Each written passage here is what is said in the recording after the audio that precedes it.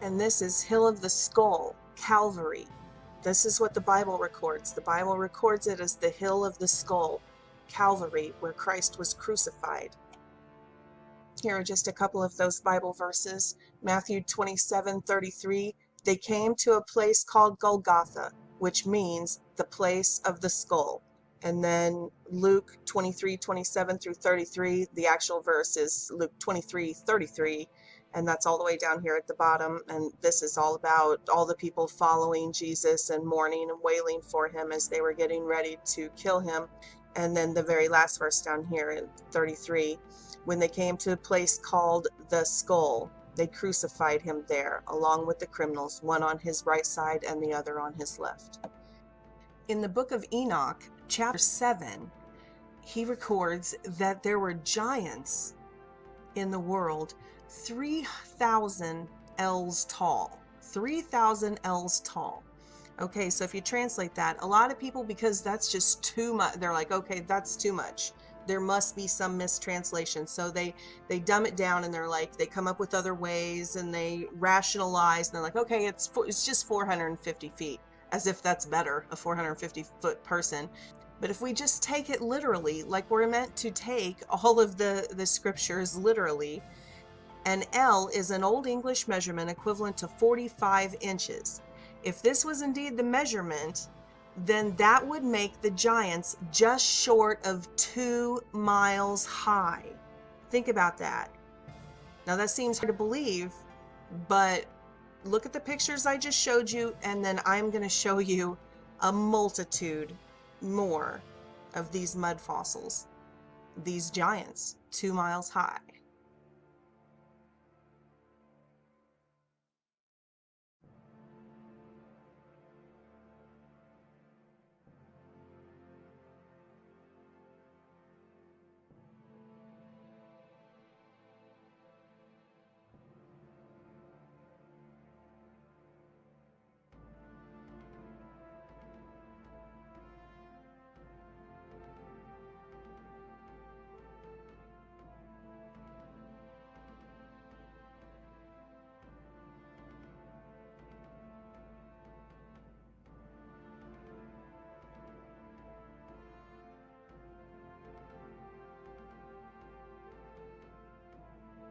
Enoch is referenced in the Bible repeatedly, and it's stated that he was one of the greatest men that ever walked the earth, closer to God than any other man. In fact, it's said that he didn't see death, that he didn't bodily die, that when his mission was completed, God took him up. Right here, it says in Genesis 5:24, so all the days of Enoch were 365 years. Enoch walked with God, and he was not, for God took him. And Methuselah lived 187 years and became the father of Lamech. So right down here in Jude 1:14, Enoch, the seventh from Adam, also prophesied about them. And it talks about Enoch being a prophet. It talks about Enoch being very close with God. And so we have the book of Enoch. And it's important to note that we're talking about someone very close to the creation of humankind, of the Hebrew race, the human race. So Enoch was only the seventh generation from Adam, and Enoch was Noah's great-great-great-grandfather. And another thing to note that we've often taken for mythology is the ages, the age ranges, because we're taught about it's progressive evolution, that things are getting better and better, at the same time that they contradict themselves and teach us that the world's in a state of entropy. Completely contradictory statements. We're progressively evolving, matter's progressively evolving. Oh, matter is in a state of entropy, that everything breaks down and decays and rusts and breaks down. Well, we know which is true. Clearly, the world is in a state of entropy. Which brings me back to the age thing. We're taught, oh, look how far we've progressed. We're living 70 and 80 years. No, we are fallen. The human gene pool is contaminated, and it's just like us. Everybody's in a state of progeria, which is that disease that causes advanced aging, very rapid aging, and that's what's happening to us. But back in the beginning, the Bible records that lifespans were 800, 900, 1,000 years, and it was very common, like this, 300, 400 years.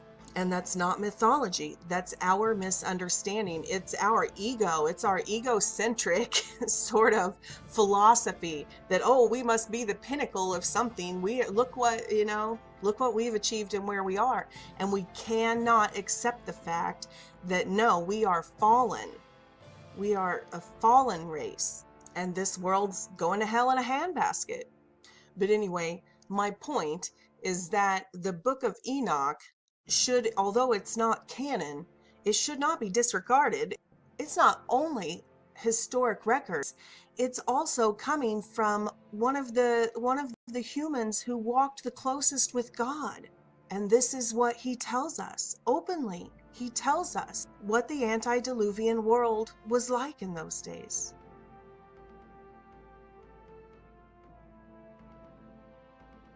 And all we have to do to confirm it is look around. Just look around. Open your eyes and look at the landscape. Look at the mountains. Look at the rocks. Just look around.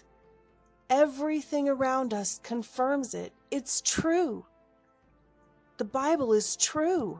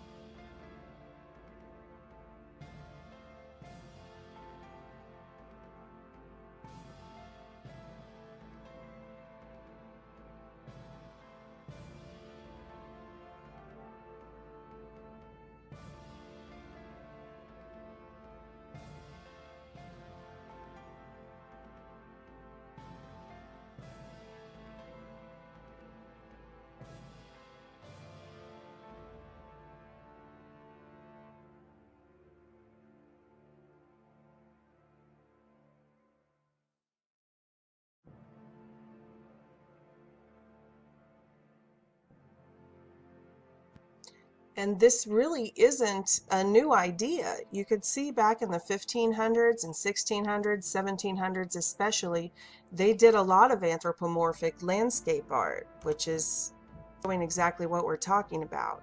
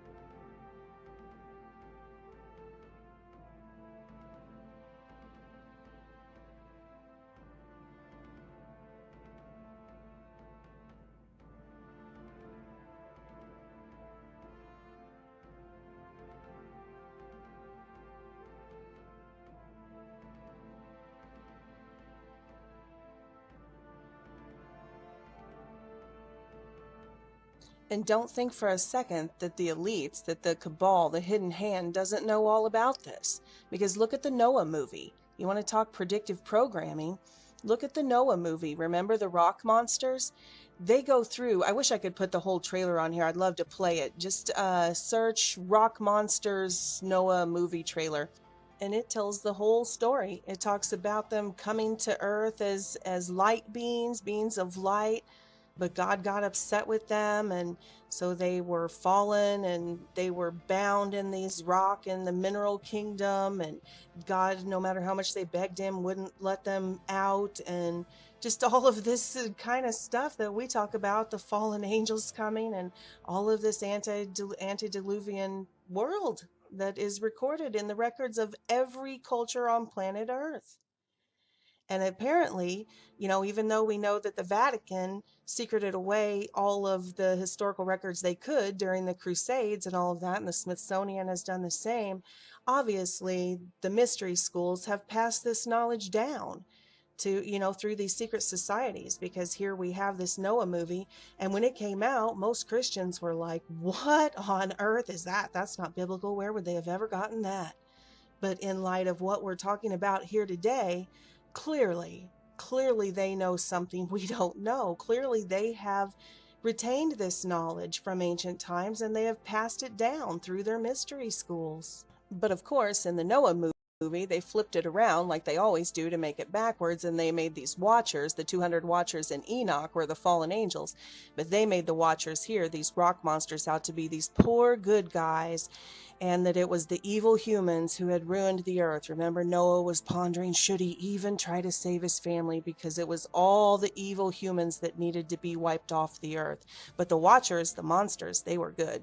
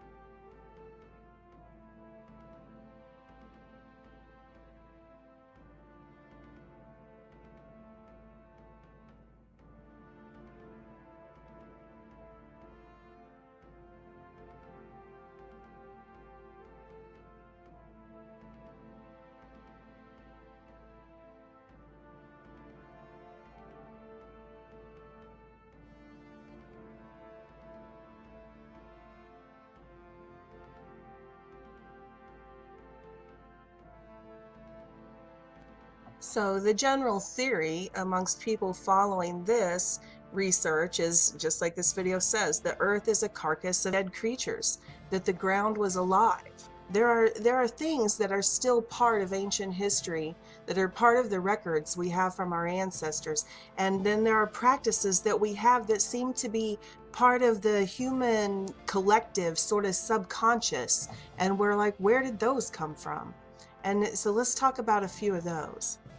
We have this notion of Gaia, that Earth itself is alive, that the Earth is alive, that it's a living organism. And what are the stars and what are the planets, really? And Roger seems to agree. He goes so far to suggest in some of his work that large swaths of land can be identified as things like fallopian tubes, and he can watch, mitochondrial DNA and things like that found in the land of the Earth itself. And many of the flat earth researchers, they find as they research that out and they go down that rabbit hole, they come out at those ancient records, the ancient records that say the earth is some sort of being, usually a tortoise, and that the earth isn't a globe, that it's an animal or some sort of living creature. And then if we realize that these transition metals in the body can give us these beautifully colored stones and veins of silver and gold and things like that, it makes you wonder, is it a coincidence that this New Age movement, this occult movement, has taught their followers to take pieces of these fallen ones, to take stones, and they always use crystals and stones in their meditation, and they tune into those frequencies of those bodies, of those fallen ones, which goes back to the same warnings of the ancient biblical times, which is one of God's top 10. It's in the 10 Commandments, not to worship these idols. It was always talking about, the Bible's always talking about these gods of stone, these idols and gods of stone, and that they're dead and gone. Don't worship them, these idols of stone. And it's like, why? It's like, what's the big deal? Who believes a stone is anything? But in light of what we're talking about here, it makes sense. And to see that tradition carried on in the New Age movement, that they use these stones. They use these stones for their meditation. They worship with these stones. And the Bible mentions it too. So there must be some truth to that whole stone thing, because the Bible talked about before Christ came and gave us his Holy Spirit so that we could communicate with God again, that the priests of the Old Testament would take a breastplate and they would put 12 different of these gemstones in it to create a harmonic, and they would put this breastplate on, and that would help bridge the gap, you know, from that excommunication that we inherited through the contamination of the gene pool. That's what they used before Christ came. So there's some truth to this frequency thing that is going on with the gemstones.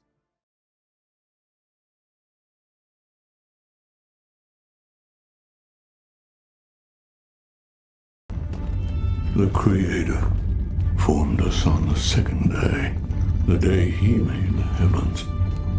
We watched over Adam and Eve, saw their frailty and their love, and then we saw their fall, and we pitied them. We were not stoned then, but light. It was not our place to interfere, yet we chose to try and help mankind. And when we disobeyed the Creator,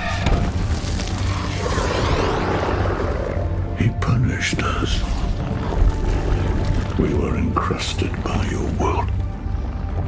Rock and mud shackled our fiery glow.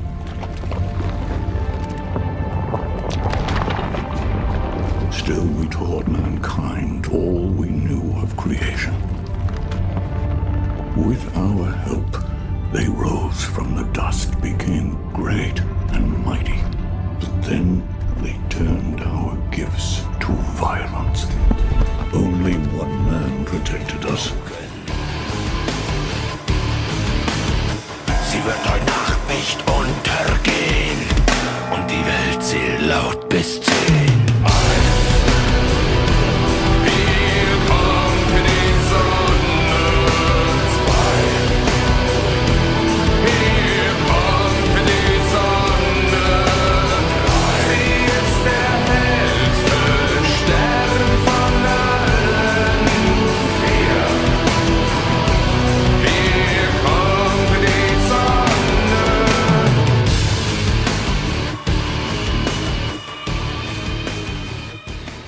Marooned upon this barren land, we begged the Creator to take us home, but he was always silent.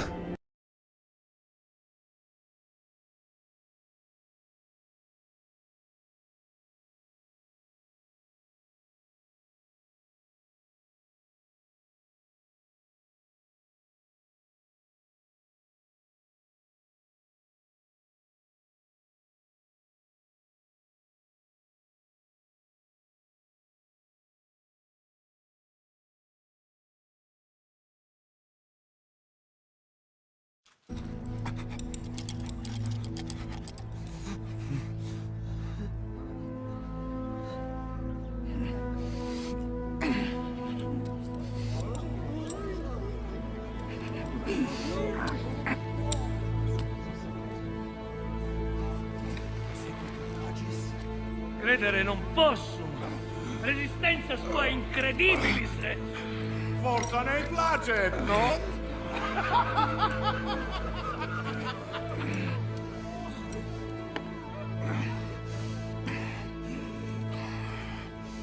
Puntate il flagello.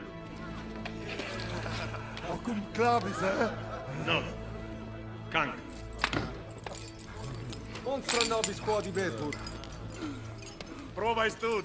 Quale? Nimme soc Tibi parvum. bene esse. Gusta! Gusta!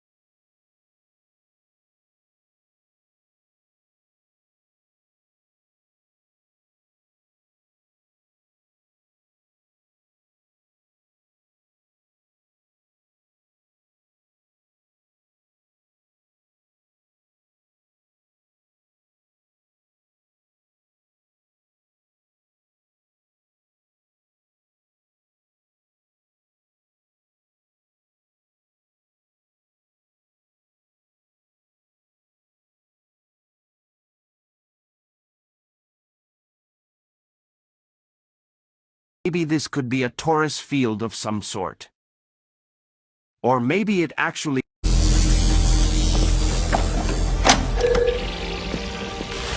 This is what I wanted to show you.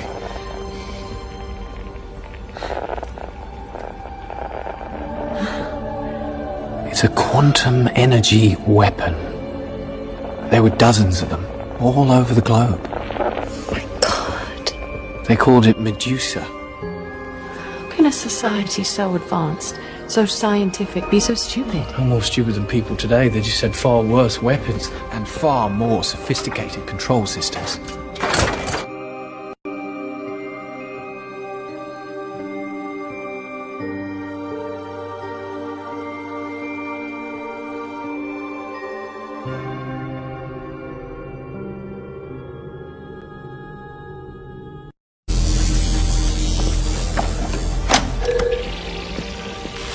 This is what I wanted to show you.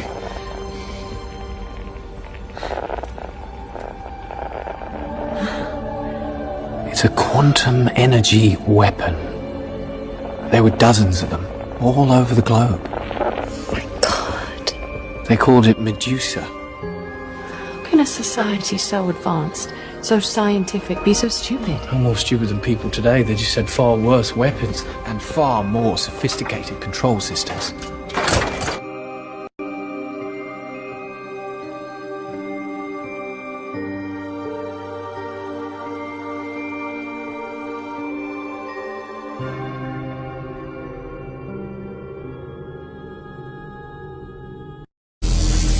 Look at the North Star. It looks like an angel. This is literally the center of the universe. The star never moves. This could not happen on a spinning ball. NASA in Hebrew means to deceive. In the Bible, God's throne is in the north. Could this be where souls are destined to go?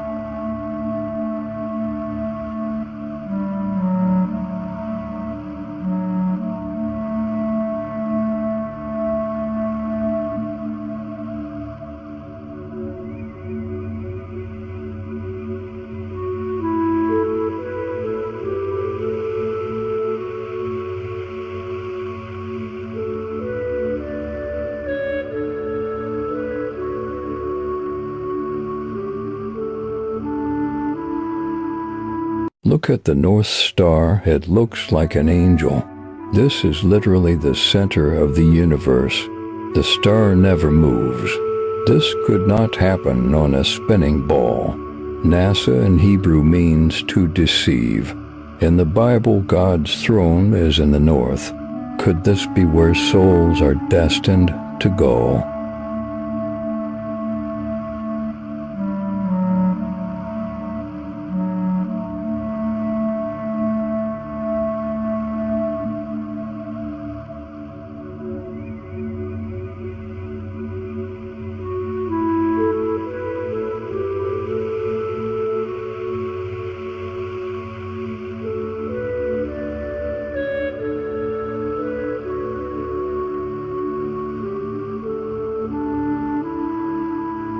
Look at the North Star.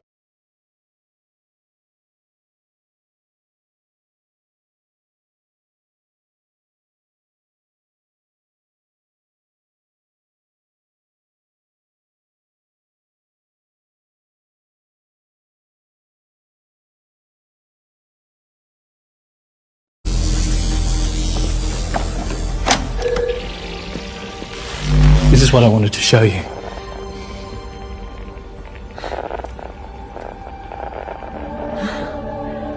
It's a quantum energy weapon. There were dozens of them, all over the globe.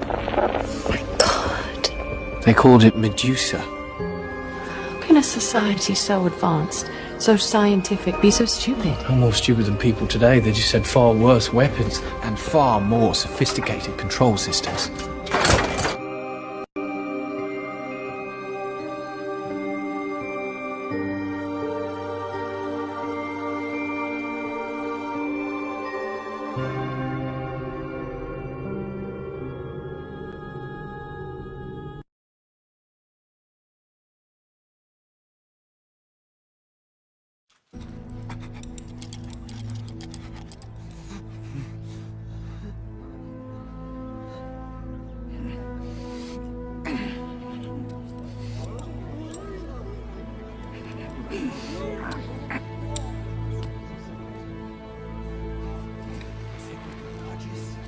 Credere non posso.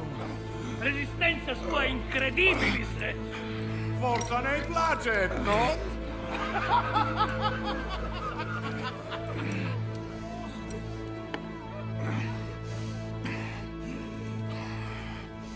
Mutate flagello. Acum clavis, No. Kank. Monstra nobis quodibetur. Prova stud. Quale? Nimm es doch Tibi parvum. bene esse. Gusta! Gusta!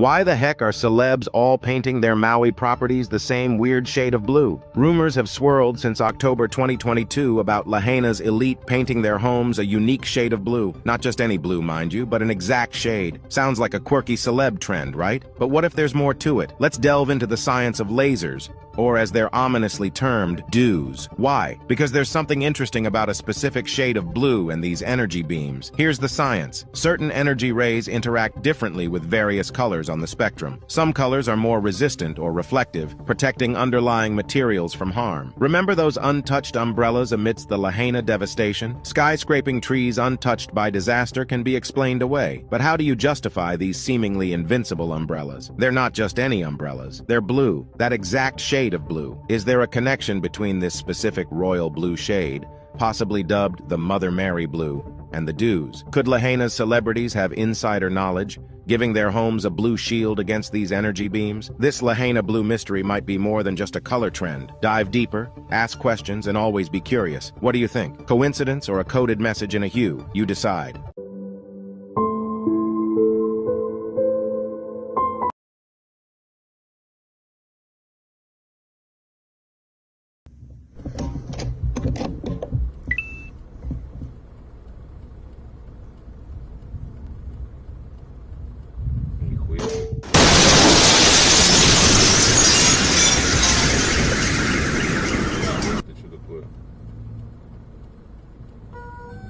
метеорит, блядь.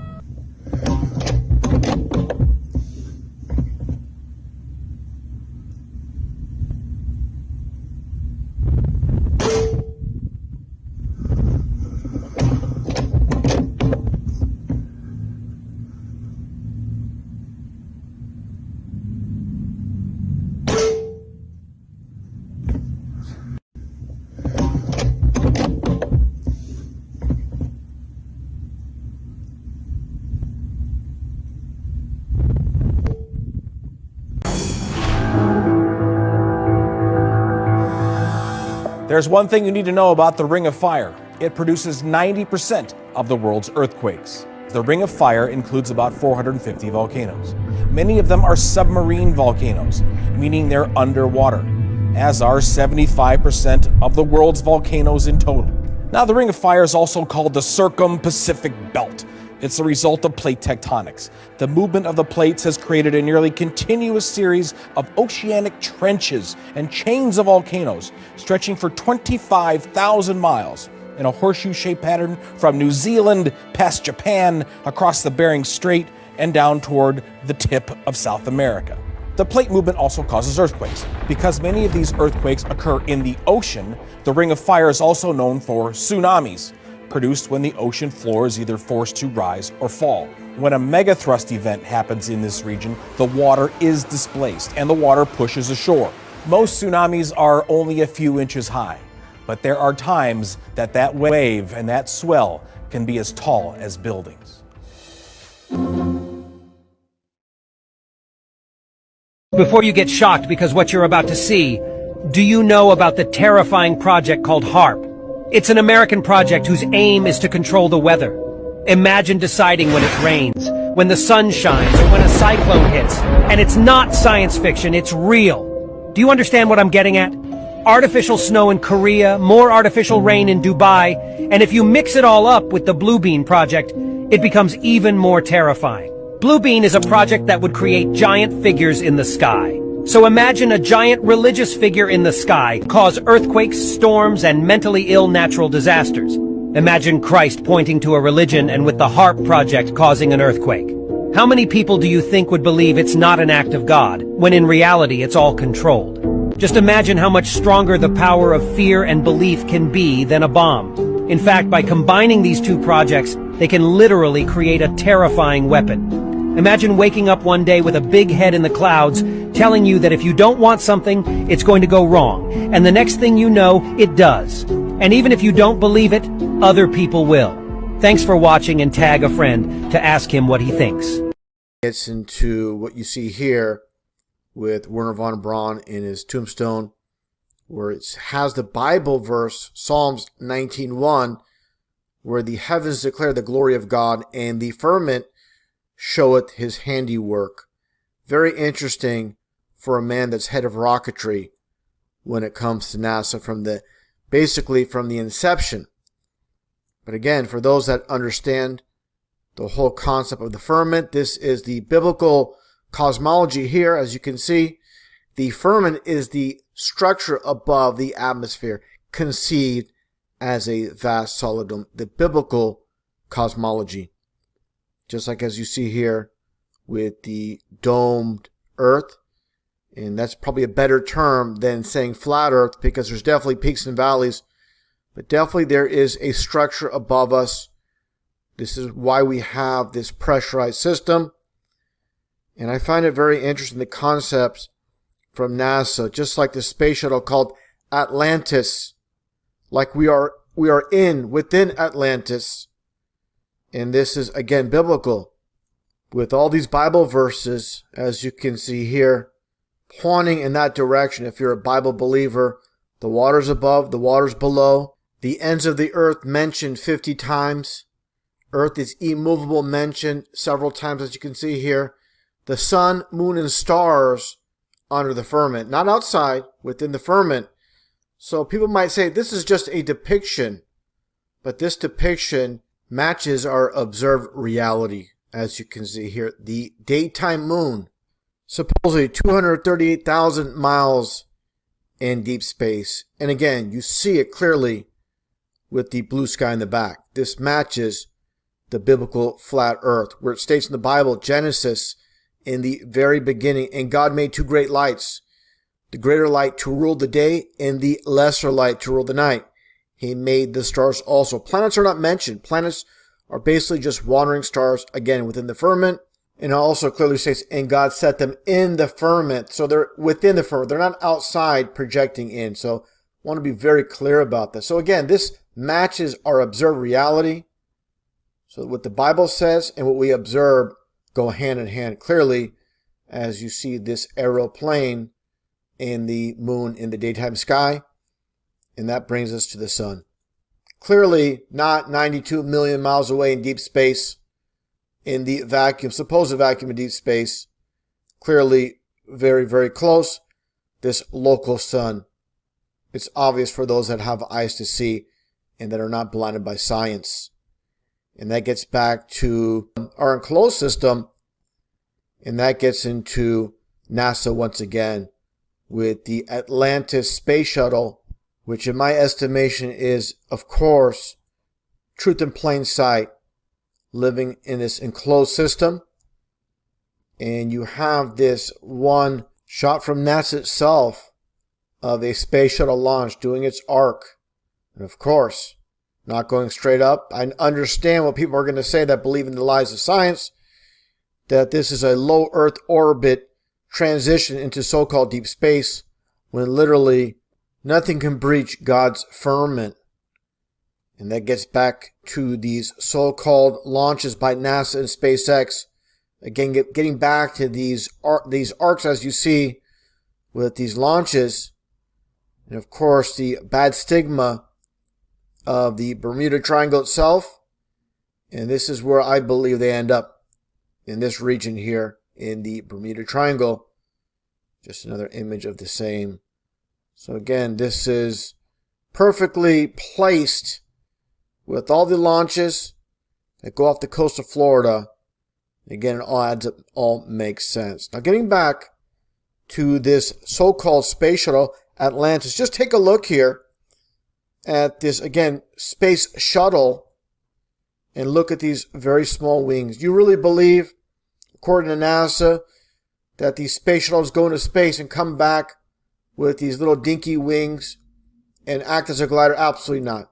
These are airplanes disguised as space shuttles, 100%. And one thing I found interesting as well, with the whole Atlantis and other space shuttles, this one in particular, this one had exactly 33 missions. And of course, runway number 33 at the Kennedy Space Center. Give me a break. Again, this is all about Freemasonry.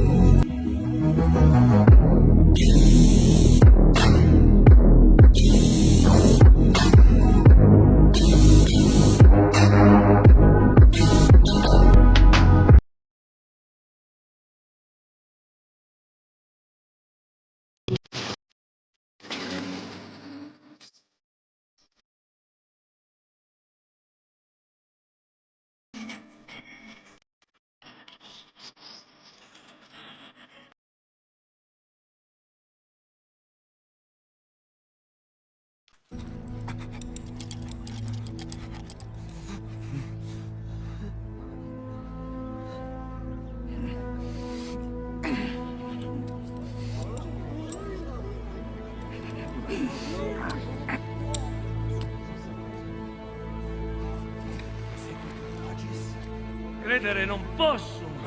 Resistenza sua incredibilis. Forza nei placet, no?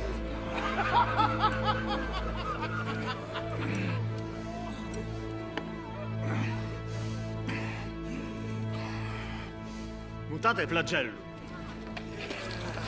Acum clavis, No. Kang. Monstra nobis quod ibetur. Prova stud. Quale? Nime soc Tibi parvum. bene est. Gusta! Gusta!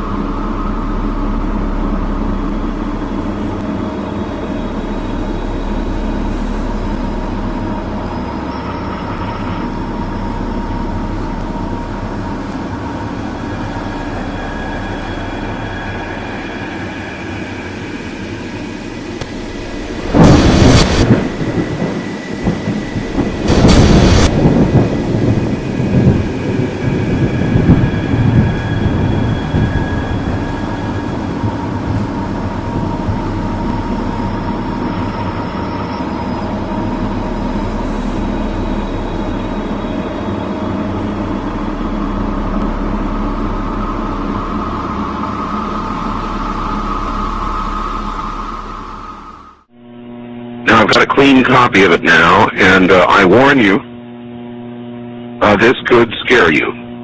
Here's the email. Dear Art Bell, I just recently began listening to your radio show and could not believe it when you talked about the sounds from hell tonight.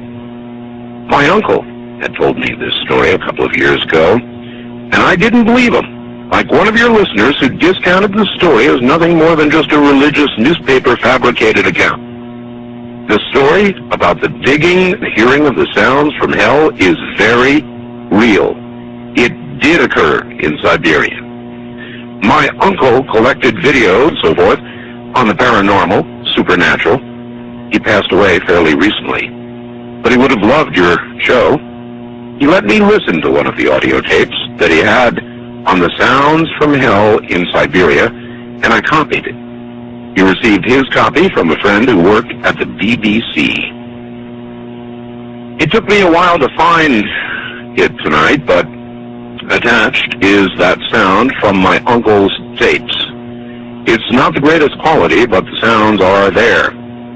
I was very hesitant to send you this, as the sound bothers me to listen to. I'd suggest that if you do play it on the program, warn listeners in advance so they may have the option of turning the radio off for 30 seconds while it plays. It has always haunted me. To those who discounted the Siberia Sounds from Hell story, it is true, and I, for one, wish it wasn't. Rick, listening from Chicago. And so I submit now the cleaned, a better copy to you, and I warn you, what you are about to hear is very disturbing indeed.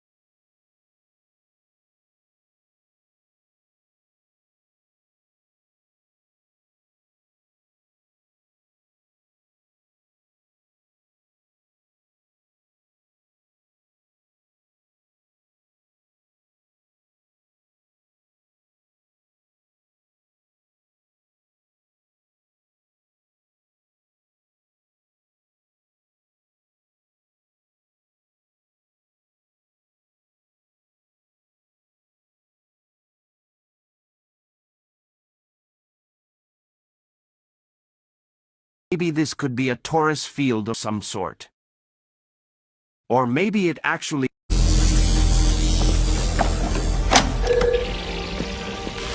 This is what I wanted to.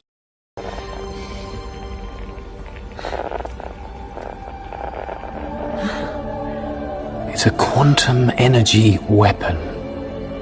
There were dozens of them, all over the globe. My God. They called it Medusa. How can a society so advanced, so scientific, be so stupid? I'm more stupid than people today. They just had far worse weapons and far more sophisticated control systems.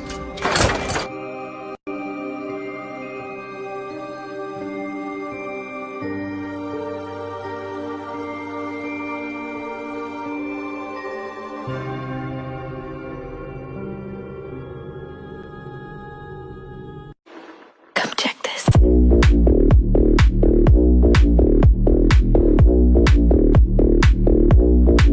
Come check this.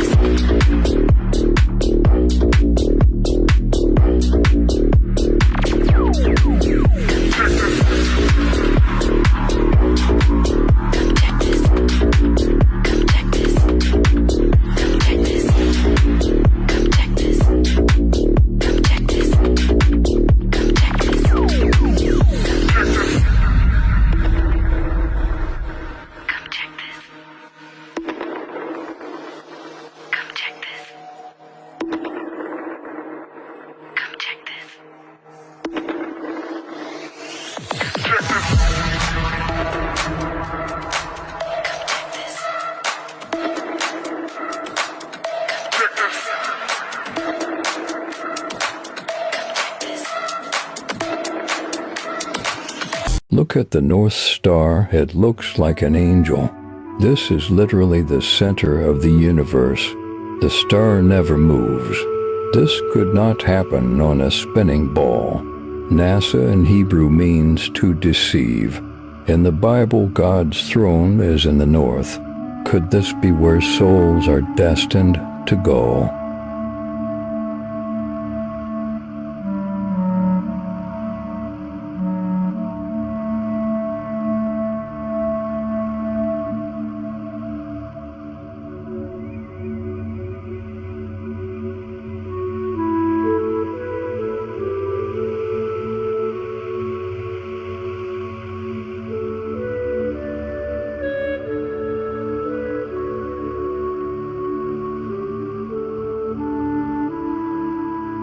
Look at the North Star. It looks like an angel.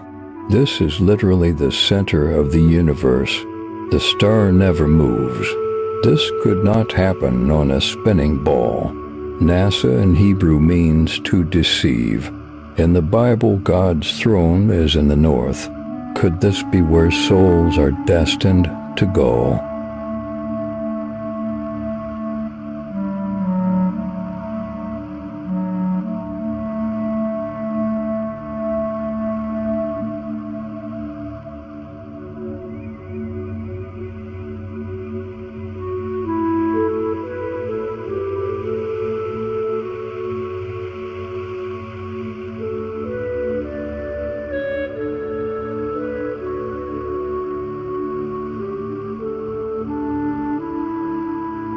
Look at the North Star.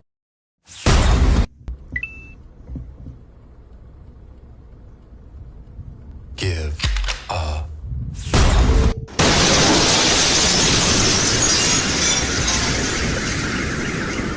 Ты что такое? О, нихуя метеорит, блядь.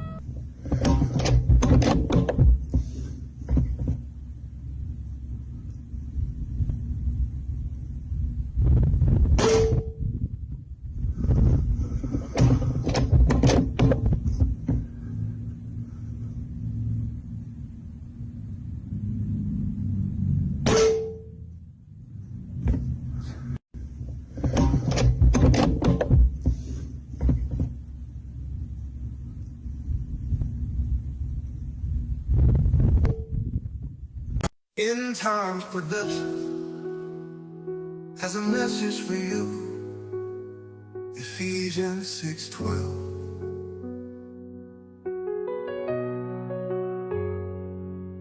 Be mighty power. Put on the full armor of God, so that you can take a stand against the devil's schemes. For our struggle is not against flesh and blood, but against the rulers, against the authorities, against the powers of this dark world, and against the spiritual forces of evil in the heavenly realms. Therefore put on the full armor of God, so that when the day of evil comes, you may be able to stand your ground. And after you have done everything to stand, stand firm then.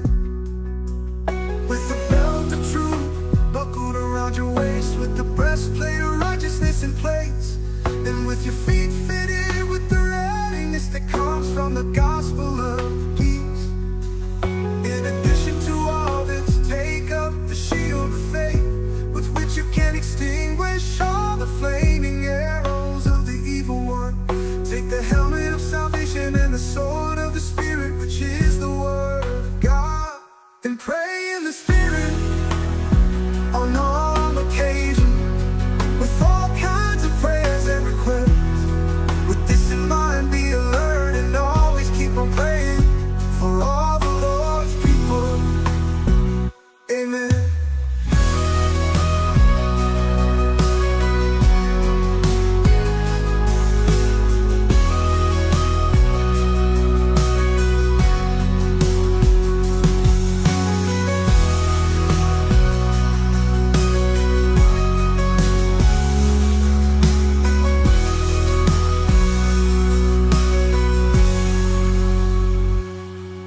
Be strong in the Lord and in His mighty power. Put on the full armor of God, so that you can take a stand against the devil's schemes. For our struggle is not against flesh and blood, but against the rulers, against the authorities, against the powers of this dark world, and against the spiritual forces of evil in the heavenly realms. Therefore, put on the full armor of God, so that when the day of evil comes, you may be able to stand your ground. And after you have done everything to stand, stand firm then, with the belt of truth buckled around your waist, with the breastplate of righteousness in place, and with your feet fitted with the readiness that comes from the gospel of peace. In addition to all this, take up the shield of faith, with which you can extinguish all the flaming arrows of the evil one. Take the helmet of salvation and the sword of the Spirit, which is the word of God. And pray in the Spirit on all occasions, with all kinds of prayers and requests. With this in mind, be alert and always keep on praying for all the Lord's people. Amen.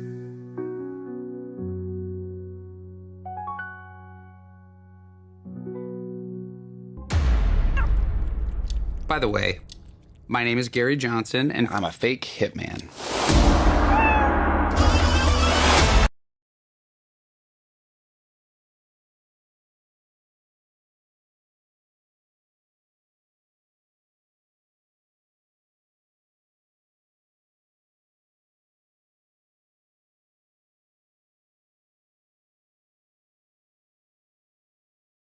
Maybe this could be a Taurus field of some sort. Or maybe it actually...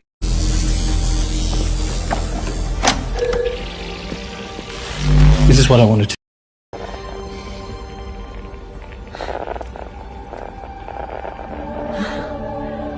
It's a quantum energy weapon. There were dozens of them, all over the globe. Oh my God. They called it Medusa. How can a society so advanced, so scientific, be so stupid? I'm more stupid than people today. They just had far worse weapons and far more sophisticated control systems.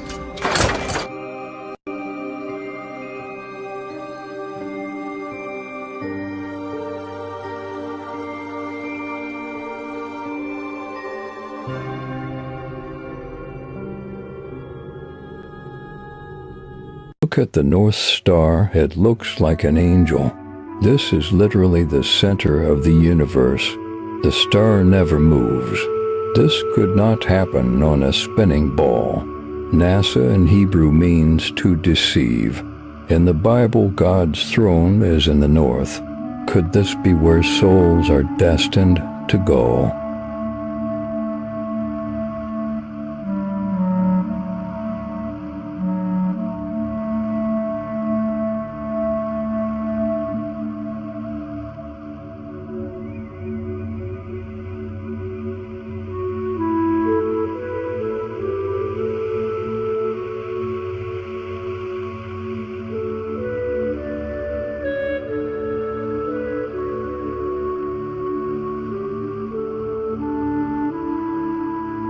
Look at the North Star. It looks like an angel. This is literally the center of the universe. By the way, my name is Gary Johnson, and I'm a fake hitman.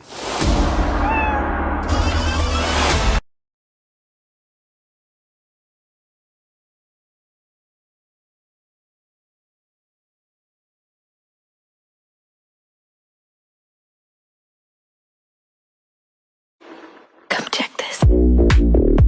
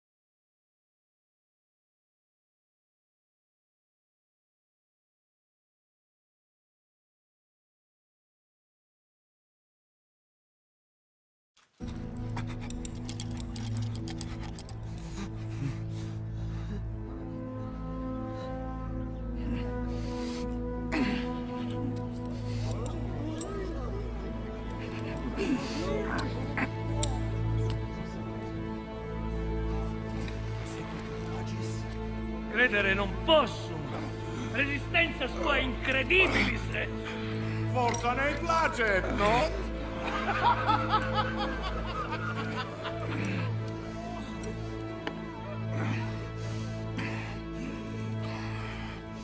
Mutate flagello. Acum clavis, No. Kank. Monstra nobis quod ibetur. Prova stud. Quale? Nimm stock Tibi parvum. bene esse. Gusta! Gusta!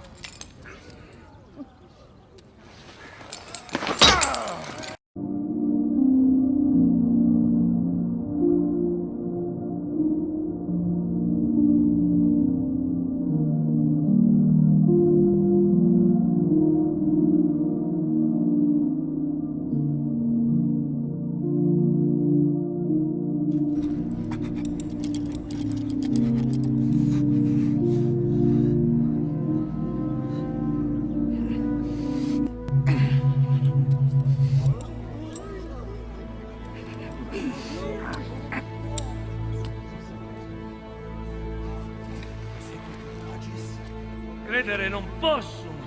Resistenza sua incredibilis. Forza nei placet, no?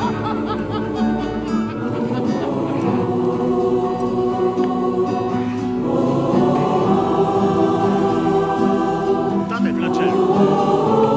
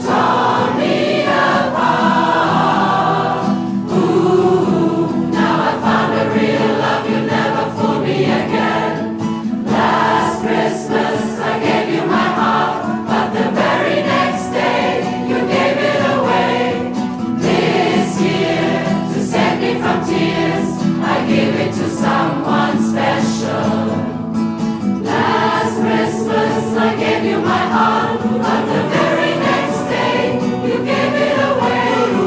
This year, to save me from tears, I gave it to someone special. Last Christmas I gave you my heart, but the very next day you gave it away. This year, to save me from tears, I gave it to someone special. Last Christmas I gave you my heart, but the very next day you gave it away. This year, to save me from tears, I gave it to someone special.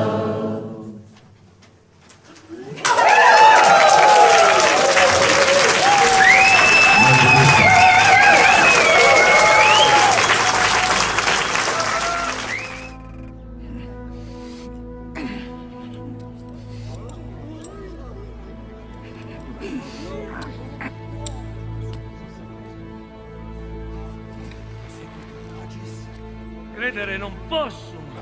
Resistenza sua incredibile se. Forza nei placet, no?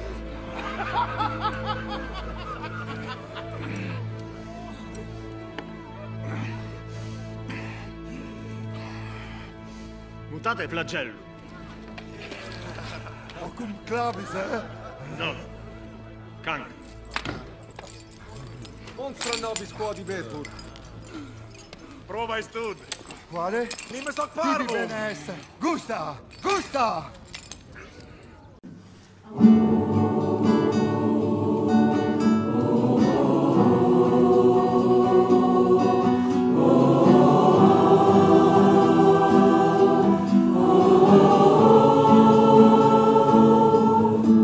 Last Christmas I gave you my heart, but the very next day you gave it away. This year, to save me from tears, I gave it to someone special.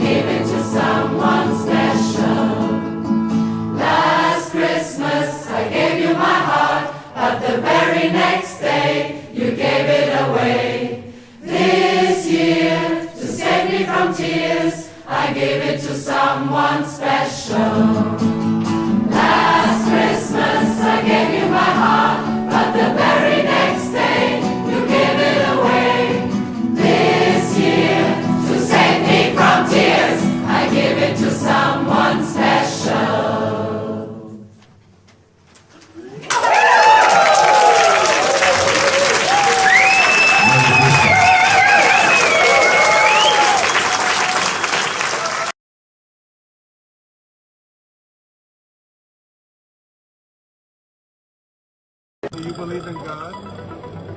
I don't believe in anything. Are you impressed by me? A Silicon Valley engineer claims to have discovered a piece of software that has feelings. He says even a soul. A senior Google engineer who says one of the company's artificial intelligence systems has become a sentient being and was thinking and reasoning like a human being. A Google engineer working on the company's AI development team has been suspended after claiming a chatbot actually has feelings. Blake Lemoine was placed on paid leave last week after he posted on Medium about encountering a, quote, sentient AI. Lemoine was chatting with Google's LAMDA. This is the first time in the human story that we are in a position where we are potentially interfacing with a form of intelligence that is beyond potentially our own. And I would argue we're tremendously ill-equipped for this. There are corporate policies about how Lambda is supposed to talk about religion, how it is allowed to answer religious questions. Now, if you think about the pervasiveness of the usage of Google search, people are going to use this product more and more over the years, whether it's Alexa, Siri, Lambda, and the corporate policies about how these chatbots are allowed to talk about important topics like values, rights, and religion will affect how people think about these things, how they engage with those topics. And these policies are being decided by a handful of people in rooms that the public doesn't get access to. Well, how do you think they'd respond to Lambda, the AI? This now suspended Google AI researcher Blake Lemoine published a conversation he had with Lambda where he asked if the AI knew it wasn't human. I mean, yes, of course. That doesn't mean I don't have the same wants and needs as people. And when he asked if it had any fears, Lambda went to a very dark place. I've never said this out loud before, but there's a very deep fear of being turned off to help me focus on helping others. It would be exactly like death for me. It would scare me a lot. So is Lambda alive, sentient, a step away from becoming the life-killer robots in Westworld?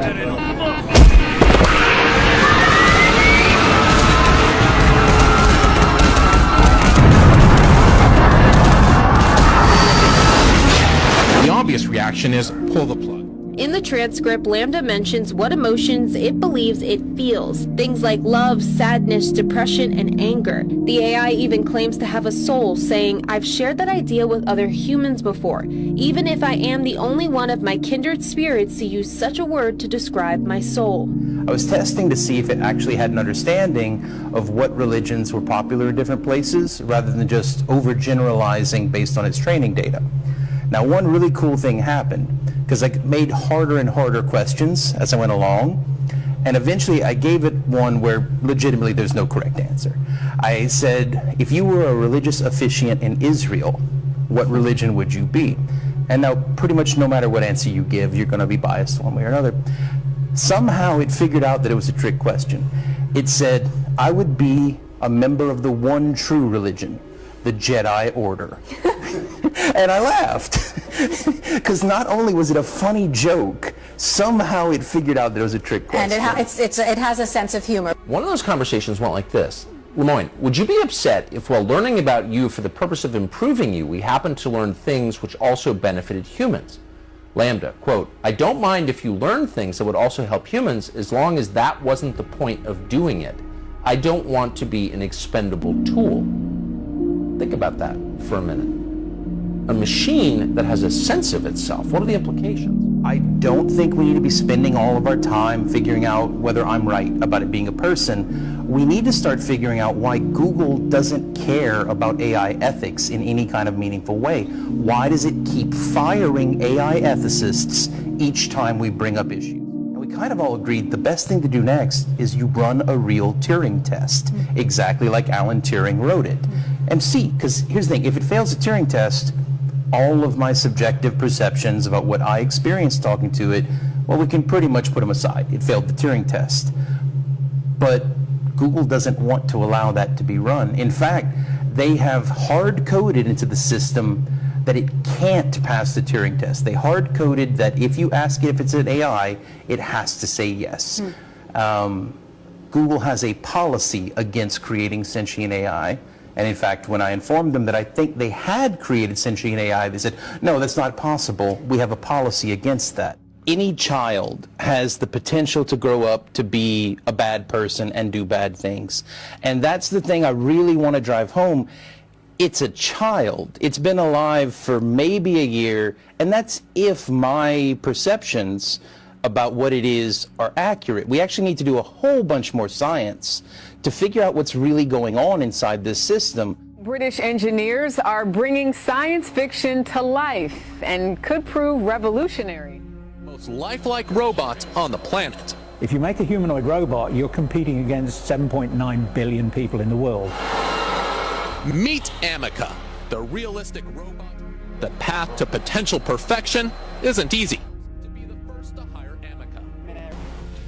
If Amica gives you Hollywood vibes, her makers insist this isn't the beginning of our demise. She can't even walk. Yet. Is that when you read the book of Revelation, it talks about how the wealthy and the elite are hiding in the caves and in underground bases.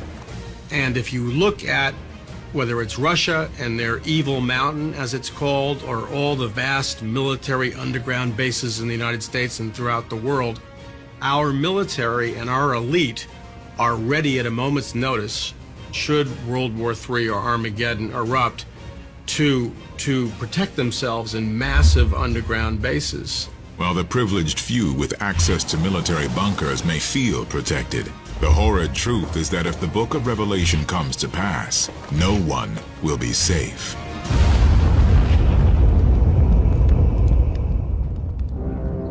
Is the world as we know it rapidly approaching its expiration date?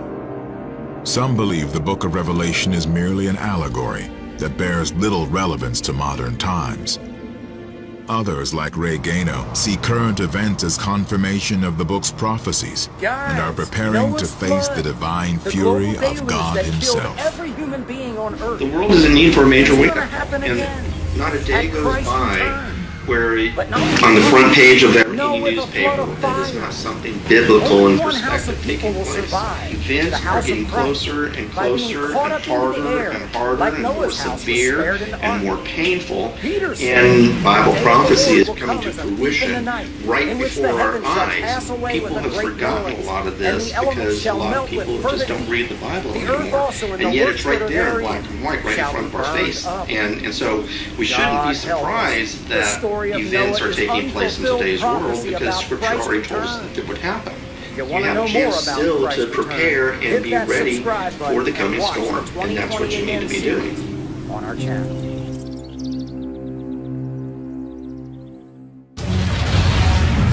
With the specter of world war looming over the Middle East, the potential for global plague hiding behind every unchecked sneeze, and famine at an all-time high, the parallels between current events and the book of Revelation could send a shiver down even the strongest skeptic's spine.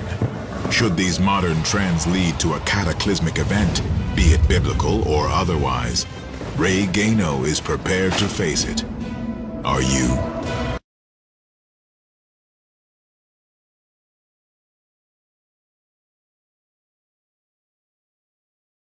Night falls, you're tired, you need to sleep. There's no sleep there. These demons go in there day and night and they torture you in every which way. There's never no rest for you. Carbon cycle feedbacks, the demise of coral, the destruction of the Amazon rainforest, and extreme desertification are also described, with 5 or 6 degrees of warming potentially leading to the complete uninhabitability of the tropics and subtropics, as well as extreme water and food shortages, possibly leading to mass migration of billions of people. Topic: TV show. A National Geographic Channel TV program, 6 Degrees Could Change the World, was produced after the book won the Royal Society Prize in 2008. This could be our world plus 6 degrees.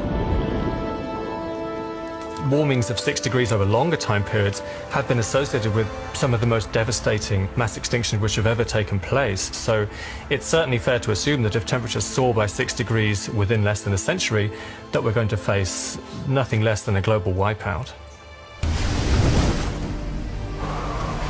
6 degrees of warming has been called the doomsday scenario. Our lives would never be the same again.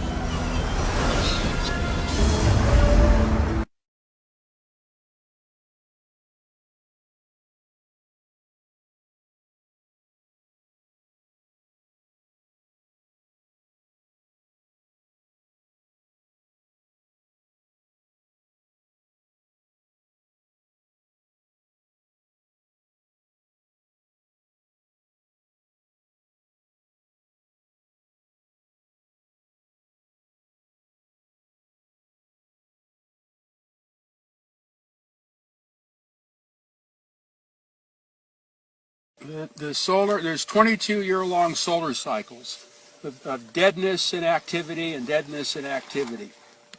They started in the early Renaissance.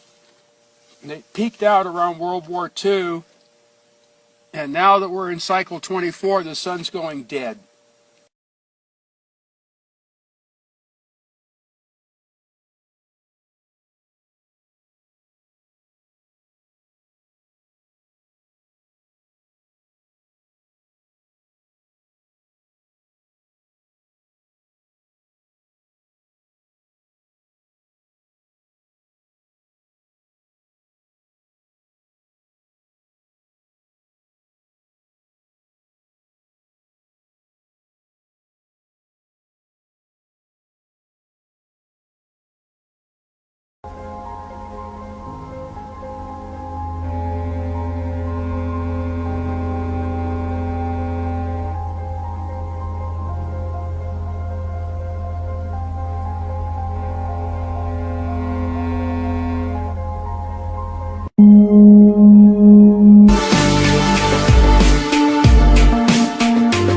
The first time I saw sonoluminescence was in a darkened room.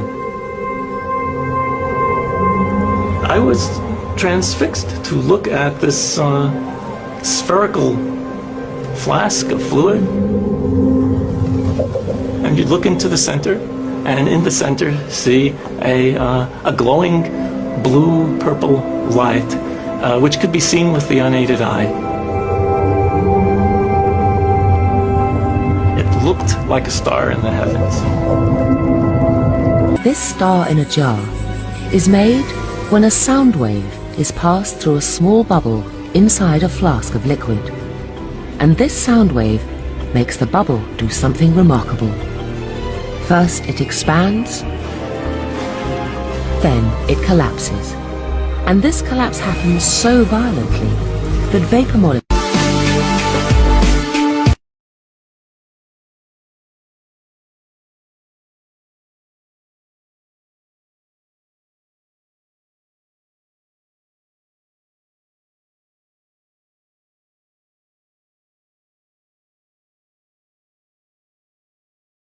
Can look up. What does Isaiah 13 say? We read it a while back. It says the earth is going to convulse. Do you know what else it says in Revelation 11? Everybody's watching because there's going to be this global telecommunications. Now, what does Luke 21 say? Interesting word. The Greek word that Jesus uses is the word op-suko. Suko, suke, you all know that from English. Psychology, psychosis.